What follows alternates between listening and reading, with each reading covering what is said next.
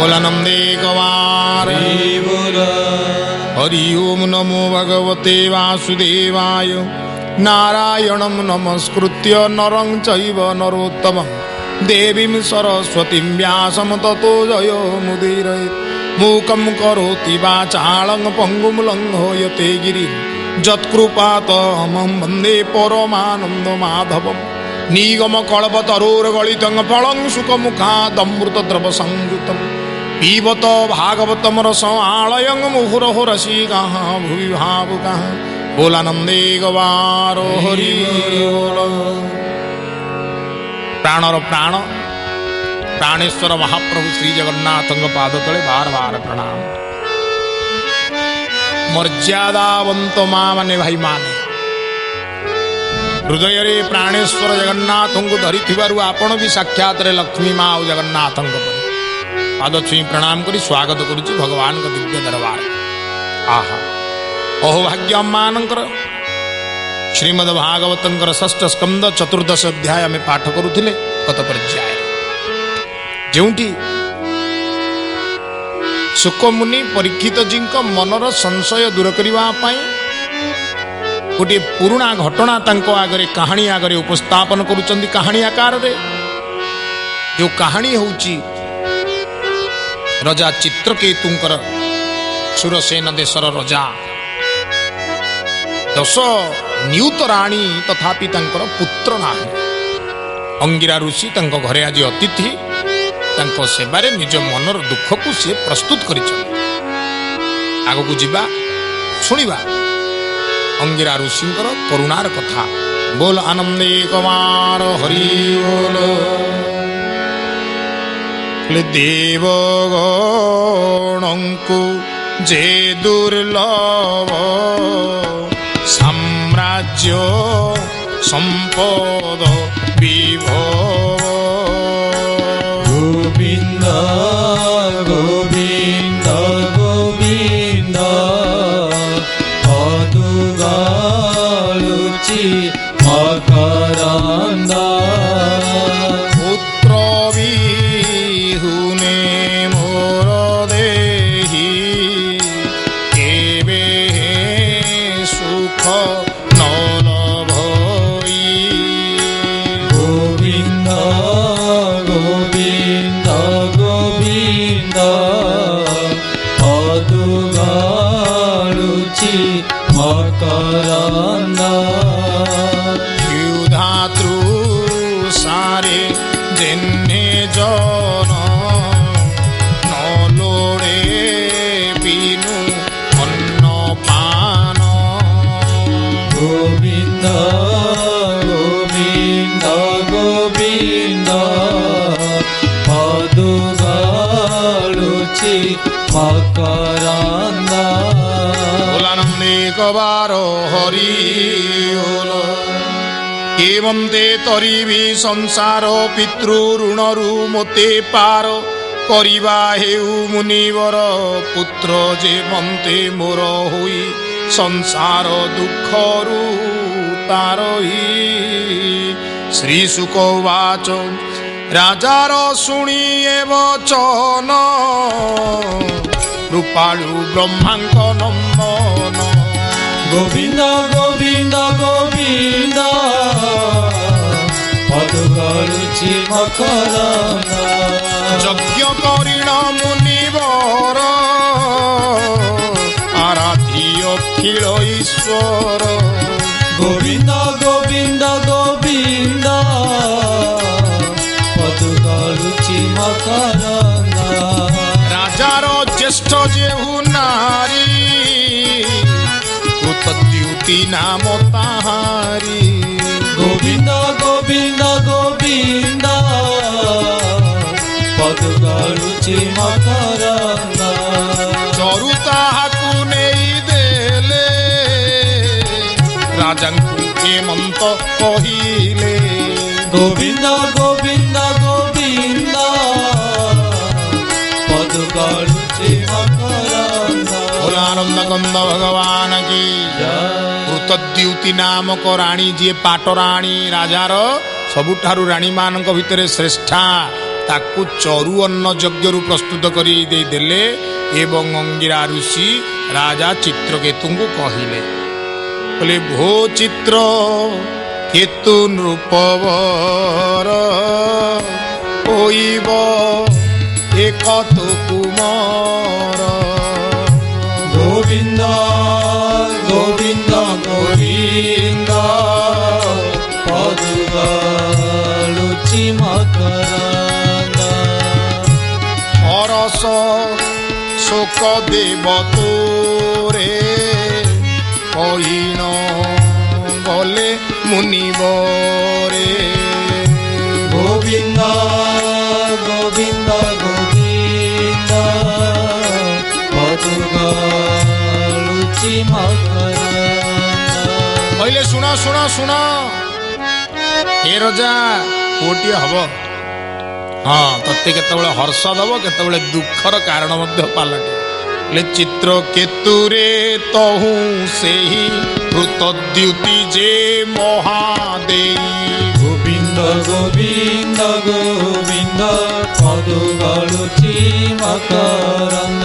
ଆଉ ଚରୁର ଭୋଜନ ମାତ୍ରକେ ଗର୍ଭ ଧଇଲେ ସେହୁ ସୁଖେ। ଗୋବିନ୍ଦ ଗୋବିନ୍ଦ ଗୋବିନ୍ଦ ପଦୁଗାଳୁଚି ମକରନ୍ଦ। ଅଗ୍ନିରୁ କୃତି କାଜେ ମନ୍ତ ଗର୍ଭ ଧରିଲା ସେହି ମତ। ଗୋବିନ୍ଦ ଗୋବିନ୍ଦ ଗୋବିନ୍ଦ ପଦୁଗାଳୁଚି ମକରନ୍ଦ। ତାହାର ଗର୍ଭ ପ୍ରତିଦିନେ ଶୁକ୍ଳ ପକ୍ଷର ଚନ୍ଦ୍ର ଜେହ୍ନେ। ଗୋବିନ୍ଦ ଗୋବିନ୍ଦ ଗୋବିନ୍ଦ ପଦୁଗାଳୁଚି ମକରନ୍ଦ। ଚିତ୍ର କେତୁ ତେଜେ ରାଜନ ଗର୍ଭ ବଢିଲା ଦିନୁ ଦିନ। ଗୋବିନ୍ଦ ଗୋବିନ୍ଦ ଗୋବିନ୍ଦ ପଦୁଗାଳୁଚି ମକରନ୍ଦ। ଏ ଅନନ୍ତରେ ସମ୍ବତ୍ସରେ ଜନ୍ମିଲା ତାହାର କୁମରେ। ଗୋବିନ୍ଦ ଗୋବିନ୍ଦ ଗୋବିନ୍ଦ ପଦୁଗାଳୁଚି ମକରନ୍ଦ। ଏ ଅନନ୍ତରେ ସମ୍ବତ୍ସରେ ଜନ୍ମିଲା ତାହାର କୁମରେ। ଗୋବିନ୍ଦ ଗୋବିନ୍ଦ ଗୋବିନ୍ଦ ପଦୁଗାଳୁଚି ମକରନ୍ଦ। ଆନନ୍ଦ କନ୍ଦ ଭଗବାନ କି। ଭାଗବତ କହୁଛନ୍ତି ଶୁଣ ଶୁଣ, ସୁରସେନରେ ଯେତେ ଲୋକ ହରସ ଲଭିଲେ ଅନେକ। ଗୋବିନ୍ଦ ଗୋବିନ୍ଦ ଗୋବିନ୍ଦ ପଦୁଗାଳୁଚି ମକରନ୍ଦ। ପରମାନନ୍ଦେ ସେ ରାଜନ ତକ୍ଷଣେ କଲାକ ସ୍ନାନ।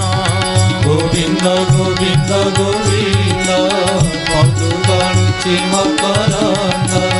ଶୁଚି ହୋଇଣ ନୃପବର ଭୂଷିତ ହୋଇ ଅଳଙ୍କାର। ଗୋବିନ୍ଦ ଗୋବିନ୍ଦ ଗୋବିନ୍ଦ ପଦୁଗାଳୁଚି ମକରନ୍ଦ। ବ୍ରାହ୍ମଣ ଆଣିବେ ତ ଧର୍ମ କଲା ସେ ପୁତ୍ର ଜାତ କର୍ମ। ଗୋବିନ୍ଦ ଗୋବିନ୍ଦ ଗୋବିନ୍ଦ ପଦୁଗାଳୁଚି ମକରନ୍ଦ। ଆନନ୍ଦ କନ୍ଦ ଭଗବାନ କି। ପ୍ରଥମେ ସେ ମନ୍ତ୍ର ସ୍ନାନ କଲା, ମନ୍ତ୍ରରେ ସ୍ନାନ କରି ତତ ଉପରାନ୍ତେ ନିଜକୁ ସୂଚୀବନ୍ତ କରାଇ ନାନା ପ୍ରକାରର ବସ୍ତ୍ର ଆଭୂଷଣରେ ବିମଣ୍ଡିତ ହୋଇ ପୁତ୍ର ମୁଖ ଦର୍ଶନ କଲା ଏବଂ ବ୍ରାହ୍ମଣମାନଙ୍କୁ ନିମନ୍ତ୍ରଣ କରି ଆଣିଲା। ବେଦ ମାର୍ଗରେ ବେଦ ଉକ୍ତ ନ୍ୟାୟରେ ପୁତ୍ରର ଜାତକର୍ମ ସଂସ୍କାର ବିଧି ମୁତାବକ କରାଇଲା। ବୋଲାନନ୍ଦେ ଏକବାର ହରି ବୋଲ। ବ୍ରାହ୍ମଣେ ସୁବର୍ଣ୍ଣ ରଜତ ଦେଲା ସେ ଧେନୁ ଶତ ଶତ। ପୃଥିବୀ ଗଜ ହୟମାନ ଦେଲା ସେ ବିବିଧ ବସନ। ହାତୀ ଘୋଡ଼ା ପାଲକି ଯାହାର ଯାହା ଦରକାର ଭରି ଭରି ଗାଗର ବା ଘୋଡ଼ା ସୁବର୍ଣ୍ଣ ରଜତ ସବୁ ଦାନ କଲା।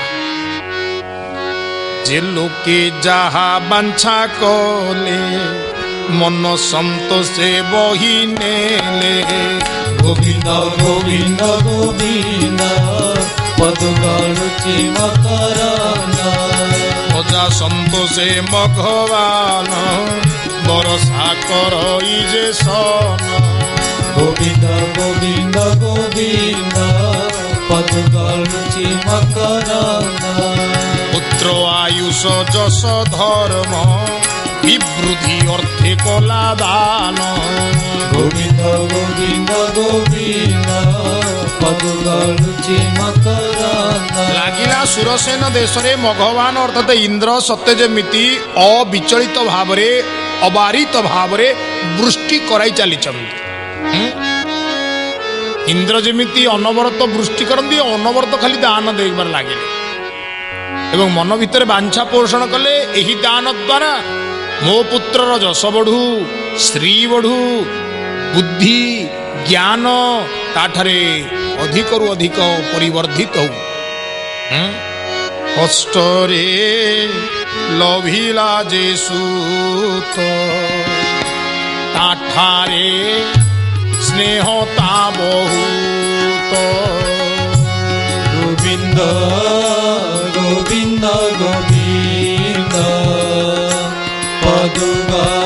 পদগালুচি মকরন্দ দরিদ্র যেনে ধন পাই দেশনে হরস সে হই গোবিন্দ গোবিন্দ গোবিন্দ পদগালুচি মকরন্দ মাতা যে অতি স্নেহ ভরে মোহ হইলা পুত্র ঠারে গোবিন্দ গোবিন্দ গোবিন্দ পদগালুচি মকরন্দ আনন্দ কন্দ ভগবান কি ହେଲେ ଅନ୍ଧ ବାଟ ଚାଲି ଜାଣୁନଥିବ ବାଡ଼ି ଖଣ୍ଡେ ମିଳିବ ସେ କ'ଣ ଆଉ ତାକୁ ସହଜେ ଛାଡ଼ିବ। ଦରିଦ୍ର ଲୋକଟିଏ କଣା ଫଟା ଲୁଗା ପିନ୍ଧିଥିବ ପେଟକୁ ମୁଠେ ଖାଇବାକୁ ପାଉନଥିବ ଅଧୁଲି ସୁକିଟିଏ କି ଟଙ୍କାଟିଏ ହାତରେ ପାଇବ ସିଏ କ'ଣ ତାକୁ ଆଉ ସହଜରେ ହଜେଇ ବସିବ। ବୃଦ୍ଧ କାଳରେ ସନ୍ତାନ ହେଇଛି ରାଣୀ ଅତ୍ୟଧିକ ସ୍ନେହ ରଜା ଅଖଣ୍ଡ ପ୍ରେମ ପୁତ୍ର ଉପରେ ଅଜାଡୁଛନ୍ତି। ଘଟଣା କ'ଣ ଭାଗବତ ଚିତ୍ରଣ କରୁଛନ୍ତି ମନ ଦେଇ ଶ୍ରବଣ କରିବା। ବୋଲାନନ୍ଦେ କବାର ହରି ବୋଲ କୃତ ଦ୍ୟୁତି ସ୍ୱପତ୍ନୀ ମାନେ ଦୁଃଖିତ ସନ୍ତତି କାରଣେ গোবিন্দ গোবিন্দ গোবিন্দ পদগালুচি মকরন্দ চিত্রকেতুর স্নেহ হই পুত্রবতী ভারি জাত হি গোবিন্দ গোবিন্দ গোবিন্দ পদগালুচি মকরন্দ অন্য যে পত্নী মানে থামতি স্বভাবে নাহি স্নেহমতি গোবিন্দ গোবিন্দ গোবিন্দ পদগালুচি মকরন্দ অপুত্র দুঃখ তাহাঙ্কর রাজার এণে অনাদর গোবিন্দ গোবিন্দ গোবিন্দ পদগালুচি মকরন্দ ସେମାନେ ମନେ ଦୁଃଖ କରି ଆତ୍ମାର ନିନ୍ଦାକୁ ଆଚରି গোবিন্দ গোবিন্দ গোবিন্দ পদগালুচি মকরন্দ আনন্দ কন্দ ভগবান কি পাপিষ্ঠি এক কৃত দ্যুতি ধিক এহার এ সন্ততি গোবিন্দ গোবিন্দ গোবিন্দ পদগালুচি মকরন্দ গৃহ সম্পদ যে স্বামীর ধিক এ দুরাচার গোবিন্দ গোবিন্দ ଗୋବିନ୍ଦ ଗୋବିନ୍ଦ ପଦୁ ଗଳୁଛି ମକରନ୍ଦ କେଶ ପତଣୀର ଚରଣେ ଦାସୀ ହୋଇଲୁ ଆମ୍ଭେ ମାନେ ଗୋବିନ୍ଦ ଗୋବିନ୍ଦ ଗୋବିନ୍ଦ ପଦୁ ଗଳୁଛି ମକରନ୍ଦ ଆନନ୍ଦ କନ୍ଦ ଭଗବାନ କି ମାନେ ଭାଇମାନେ ନିଜକୁ ଧିକ୍କାର କରିବାକୁ ଲାଗିଲେ କହିଲେ ଏତେ ଧନ ଏତେ ସମ୍ପଦ ଏଡ଼େ ବଡ଼ ସ୍ୱାମୀ ଥାଉ ଥାଉ କ'ଣ ଆମର ଲାଭ କି? ଆମେ ଗୋଟା ଦାସୀ ଠାରୁ ଆଉ ଆମ ଜୀବନ କ'ଣ ଶ୍ରେଷ୍ଠ? ଏ ପୁଅଟିଏ ଦେଇଛି ଏ ପାଟରାଣୀ ତାରି ପାଦ ତଳେ ଆମେ ଦାସୀ ହେଇକିରି ଆମ ଜୀବନ ଗଲା। କହିଲେ ଦାସୀର କିୟ ବା ସନ୍ତାପ ଯେବେ ସେ ସ୍ୱାମୀର ସମୀପ ଗୋବିନ୍ଦ ଗୋବିନ୍ଦ ଗୋବିନ୍ଦ ପଦୁ ଗଳୁଛି ମକରନ୍ଦ ମାନନ ଲଘୁ ଆମ୍ଭେ କ୍ଷଣେ ଦାସୀର ଦାସୀ ହୋଇ ଯେହ୍ନେ ଗୋବିନ୍ଦ ଗୋବିନ୍ଦ ଗୋବିନ୍ଦ ପଦୁ ଗଳୁଛି ମକରନ୍ଦ ଆନନ୍ଦ ଗନ୍ଧ ଭଗବାନ କି କହିଲେ ଦାସୀ ହେଲେ ବି ଚଳିଥାନ୍ତା। ଦାସୀର ଭଲ ଗୋଟାଏ କ'ଣ ମନ୍ଦ ଗୋଟାଏ କ'ଣ ତାର ମାଲିକ ବା ମାଲିକାଣୀ ଯେଉଁ ଆନନ୍ଦରେ ଯେଉଁ ସ୍ତରରେ ଯେଉଁ ଭାବରେ ଥିବେ ଦାସୀର ସେଇଠି ଆନନ୍ଦ। ହେଲେ ଆମ ଅବେଳକୁ ଦେଖ ଆମ ସ୍ୱାମୀ ମଧ୍ୟ ଆମ ଠେଇ ଟିକେ ମନ ଦଉନାହାନ୍ତି ଆମେ ଦାସୀର ଦାସୀ ହେଇଗଲୁ। ଛି ଛି ଧିକ ଆମ ଜୀବନ ବୋଲାନନ୍ଦେ ଏକବାର ହରି ସପତ୍ନୀ ପୁତ୍ର ବିଭୂତିରେ ଅନ୍ଧ ହୋଇଲେ କ୍ରୋଧ ଭରେ ସକଳେ ଏକ ଚିତ୍ତ ହେଲେ ରାଜାର ହିଂସା ବିଚାରିଲେ। ଏମାନେ କ'ଣ କଲେ ନା ଅନ୍ଧ ହେଲେ କ୍ରୋଧ ଭରେ କ୍ରୋଧ ଆମକୁ ଅନ୍ଧ କରିଦିଏ ଆମେ ଭଲ ମନ୍ଦ ଦେଖିପାରୁନା। ରାଜା ଠାରେ ହିଂସା ଆଚରଣ କଲେ ଦାରୁଣ ଚିତ୍ତ ସ୍ତ୍ରୀ ଜନ କ୍ରୋଧେ ହୋଇଲେ ହତ ଜ୍ଞାନ ଗୋବିନ୍ଦ ଗୋବିନ୍ଦ ଗୋବିନ୍ଦ ପଦୁ ଗଳୁଛି ମକରନ୍ଦ ସ୍ୱାମୀକୁ ଅତି କ୍ରୋଧ କଲେ ଗରଳ କୁମରକୁ ଦେଲେ ଗୋବିନ୍ଦ ଗୋବିନ୍ଦ ଗୋବିନ୍ଦ ପଦୁ ଗଳୁଛି ମକରନ୍ଦ ଏହା ନ ଜାଣେ କୃତ ଦ୍ୟୁତି ସପତ୍ନୀ ମାନଙ୍କର ଗତି ଗୋବିନ୍ଦ ଗୋବିନ୍ଦ ଗୋବିନ୍ଦ ପଦୁ ଗଳୁଛି ମକରନ୍ଦ ଆଉ ପୁତ୍ର ଶୁଆଇ ଥିଲା ଘରେ ଗଲା ସେ ଗୃହ ଅଭ୍ୟନ୍ତରେ ଗୋବିନ୍ଦ ଗୋବିନ୍ଦ ଗୋବିନ୍ଦ ପଦୁ ଗଳୁଛି ମକରନ୍ଦ କ୍ରୋଧରେ ଅନ୍ଧ ହୋଇ ସମସ୍ତ ରାଣୀମାନେ ବିଷ ପେଇଦେଲେ ପୁଅଟାକୁ। ପୁଅ ଶୋଇଛି ରାଣୀ କୃତଦ୍ୟୁତି ତ ଏକଥା ଜାଣନ୍ତି ନାହିଁ ସେ ଯୋଉ ଘରେ ପୁଅ ଶୋଇଛି ସେଇ ଘରେ ପଶିଲେ। ଶୁଣ ଶୁଣ ମୋର ମା ମାନେ ଅନେକ ବେଳ ତହୁଁ ଗଲା ପୁତ୍ର ଆଣିବ ମନେ କଲା ଧାଇକି ବୋଲଇ ଉତ୍ତର ଭୋ ସଖୀ ପୁତ୍ର ଆଣ ମୋର ତାହାର ଆଜ୍ଞା ପାଇ ଧାଇ ବାଳକ ନିକଟେ ମିଳଇ ଦେଖିଲା ଶୋଇଅଛି ପୁତ୍ର ଲେଉଟି ପଡ଼ିଛି ତା ନେତ୍ର ପ୍ରାଣ ଇନ୍ଦ୍ରିୟ ନାହିଁ ତାର ଦେଖି ସେ ପଡ଼ିଲା ଭୂମିର ହତ ହୋଇଲି ବୋଲି ଧାଇ ପଡ଼ିଲା ଅଚେତନ ହୋଇ ବିଷ ପିଇ ଦେଇଛି। ପୁଅର ଆଖି ଦିଟା ଓଲଟି ପଡ଼ିଛି ଡୋଳା ଓଲଟିକିରି ଜୀବ କାମୁଡ଼ିକିରି ପଡ଼ିଛି ପୁଅ ଦେହରେ ପ୍ରାଣ ନାହିଁ ସ୍ପନ୍ଦନ ନାହିଁ। ଧାଇ ବୋଇଲା ଯଦି ମୁଁ ଯାଇ ଖବର ଦେବି ମୁଁ ଆଗ ମରିବି ସେଇଠି ଧାଇ ସଂଜ୍ଞାହୀନ ହେଇ ତଳେ କଚାଡ଼ି ହେଇ ପଡ଼ିଗଲା ବୋଲାନନ୍ଦେ ଗବାର ବେନି କରରେ ହୃଦ ତାଡ଼ି ଆରତେ ପିଡ଼ିଲା ସେ ରଡ଼ି ତା ଶୁଣି ପାଟ ମହାଦେଇ ଧାଇଁଲା ସମ୍ଭାଳ ହୋଇ ପୁତ୍ରର ନିକଟେ ମିଳିଲା ମୃତ ପୁତ୍ରକୁ ସେ ଦେଖିଲା ବୋଲାନନ୍ଦେ ଗବାର ଏ ମହାପ୍ରବଳ ଶୋକ ଭରେ ଭୂମିରେ ପଡ଼ିଲା ନିର୍ଭରେ। ଗୋବିନ୍ଦ ଗୋବିନ୍ଦ ଗୋବିନ୍ଦ ପଦୁଗଳୁଚି ମକରନ୍ଦ। ତକ୍ଷଣେ ମୋହ ସେ ପାଇଲା କେଶବ ସନ ଖସିଗଲା। ଗୋବିନ୍ଦ ଗୋବିନ୍ଦ ଗୋବିନ୍ଦ ପଦୁଗଳୁଚି ମକରନ୍ଦ। ରାଜାର ଅନ୍ତପୁର ଜନ ସ୍ତ୍ରୀ ପୁରୁଷ ହେ ରାଜନ। ଗୋବିନ୍ଦ ଗୋବିନ୍ଦ ଗୋବିନ୍ଦ ପଦୁଗଳୁଚି ମକରନ୍ଦ। ରୋଦନ ଶୁଣି ନ ଅଇଲେ ସମସ୍ତେ ଶୋକେ ନିମଜିଲେ। ଗୋବିନ୍ଦ ଗୋବିନ୍ଦ ଗୋବିନ୍ଦ ପଦୁଗଳୁଚି ମକରନ୍ଦ। କହିବା ଶୁଣ ନୃପବର ଯେତକ ସପତ୍ନୀ ତାହାର।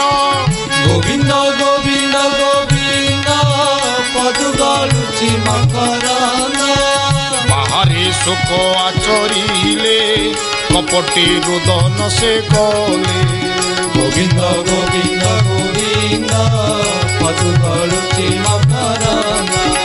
ବାହାରେ ରୋଦନ ସେ କଲେ କପଟେ ଶୋକ ଆଚରିଲେ। ଗୋବିନ୍ଦ ଗୋବିନ୍ଦ ଗୋବିନ୍ଦ ପଦୁଗଳୁଚି ମକରନ୍ଦ। ଆନନ୍ଦ କୃଷ୍ଣ ଭଗବାନ କି। ଦେଖୁ ଦେଖୁ କଥାଟା ଚାରିଆଡ଼େ ବ୍ୟାପିଲା। କାନ୍ଦ ବୋବାଳି ପଡ଼ିଗଲା। ସମସ୍ତେ ଶୋକରେ ଆଚ୍ଛନ୍ନ ହେଇଗଲେ। ସମସ୍ତେ ପୁତ୍ର ପାଇଁ ଅଧୀର ହୋଇ ବ୍ୟାକୁଳ ହୋଇ କ୍ରନ୍ଦନ କରିବାକୁ ଲାଗିଲେ। ଯେଉଁ ରାଣୀମାନେ ମିଶିକିରି ବିଷ ଦେଇଛନ୍ତି ସିଏ କହିଲେ ଏଇଠି ଟିକେ ଆକ୍ଟିଂ କରିବାକୁ ପଡ଼ିବ, ନହେଲେ ତ ଧରା ପଡ଼ିଯିବା ନା। ତେଣୁ ସେମାନେ ବାହାରେ ବାହାରେ ରୋଦନ କଲେ, ଅନ୍ତରେ ଅନ୍ତରେ ଭାରି ଖୁସି ହେଲେ। ଭଲ ହେଇଛି, ଏକାଥରେ ସଫା ହେଇଯାଇଛି। ମାଆମାନେ ଭାଇମାନେ, ଆଗକୁ କଥା କ'ଣ ହବ ଜାଣିବା ପାଇଁ ଅପେକ୍ଷା କରିବା ଆଗାମୀ ପର୍ଯ୍ୟାୟ ପର୍ଯ୍ୟନ୍ତ। ଆଜି ସମୟର ଦାୟରେ ଏଇଠି ବିରାମ ନେବା। ଭୁଲ ଆନନ୍ଦେ ଗବାର।